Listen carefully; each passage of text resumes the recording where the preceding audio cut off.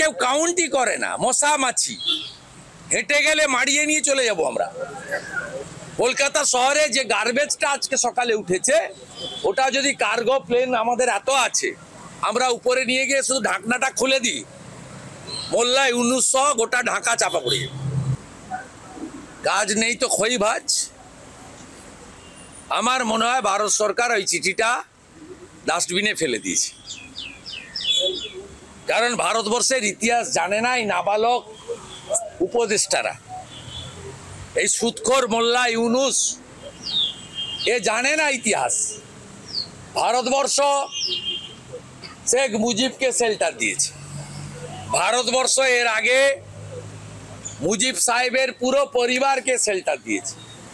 ভারতবর্ষ, এরা তো পাতি, চীনের মতো শক্তিশালী দেশ, তার রক্তচক্ষুকে ভারতবর্ষ ভয় করেনি। গুরুদেব দলাই লামাকে ভারতবর্ষ শেল্টার দিয়েছে, চীনের চোখ রাঙানি করেনি। এ তো আমি বললাম না, রাফেল তো দূরের কথা, রাফেলের আওয়াজে পালাবে। এদেরকে কেউ কাউন্টই করে না, মশা মাছি হেঁটে গেলে মারিয়ে নিয়ে চলে যাব আমরা। কলকাতা শহরে যে গার্বেজটা আজকে সকালে উঠেছে, ওটা যদি কার্গো প্লেন আমাদের এত আছে, আমরা উপরে নিয়ে গিয়ে শুধু ঢাকনাটা খুলে দিই, মোল্লা ইউনুস সহ গোটা ঢাকা চাপা পড়ে যাবে। যারা জুতোর মালা পরিয়েছে তাদেরকে ওই গোলাম নিজামীর মতো দড়ি পড়তে হবে। আমি আজকে বলে গেলাম, এই রাজাকারের নাতিদের অবস্থা কি হয় শুধু দেখতে থাকুন। এরা অতীত থেকে শিক্ষা নেয়নি। বাংলাদেশের মুক্তিযোদ্ধার চেতনা এবং আবেগ যারা অস্বীকার করবে, তাদের কপালে জুতোর মালা নয়, গোলাম নিজামীর মতো দড়ি অপেক্ষা করছে।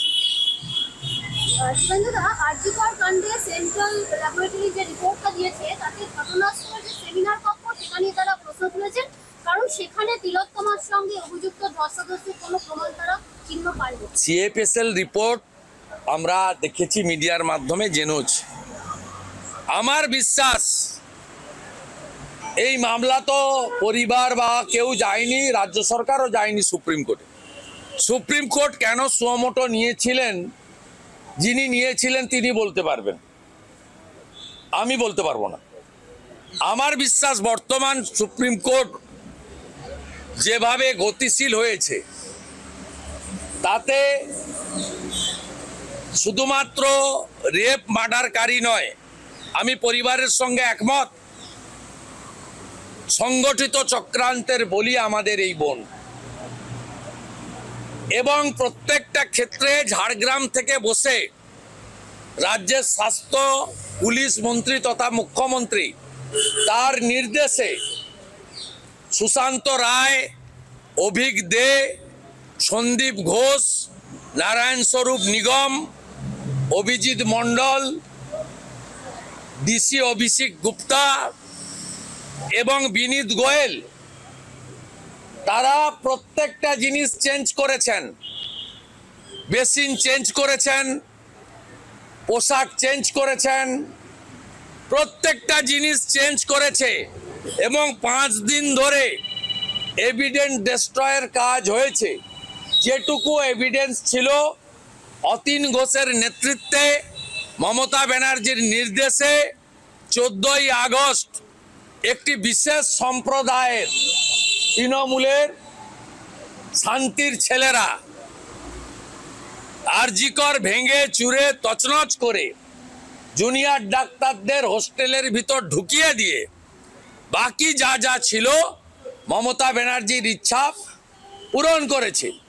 এবং সিপিকে কেউ না ডাকা সত্ত্বেও রাত্রি 12টায় গেছেন। 2:30টার সময় সিপি বিনীত গোয়েল ফেস টাইমে ফোন করে মমতা ব্যানার্জিকে বলেছেন, game is over. Vineet Goel destroyed every evidence। আজ না হোক কাল এর পরিণতি খারাপ। 84 সালে যারা শিখদেরকে কেটেছিল, বড় বড় নেতা, সেন্ট্রালের মন্ত্রী সজ্জন কুমার থেকে শুরু করে বড় বড় তাবড় তাবড় লোক, পাওয়ারফুল লোক, তারাও ভেবেছিল যে আমাদের কেউ টিকি ছুঁতে পারবে না। আজকে সজ্জন কুমাররা তিহারের জেলে, এদের ভিতরে থাকতে হবে। শুধু বিনীতকে নয়, বিনীত যার কথাই করেছেন সেই মমতা ব্যানার্জিকেও সঙ্গে যেতে হবে। আজ নয় কাল, আমি যা বললাম মিলিয়ে নেবেন শুধু।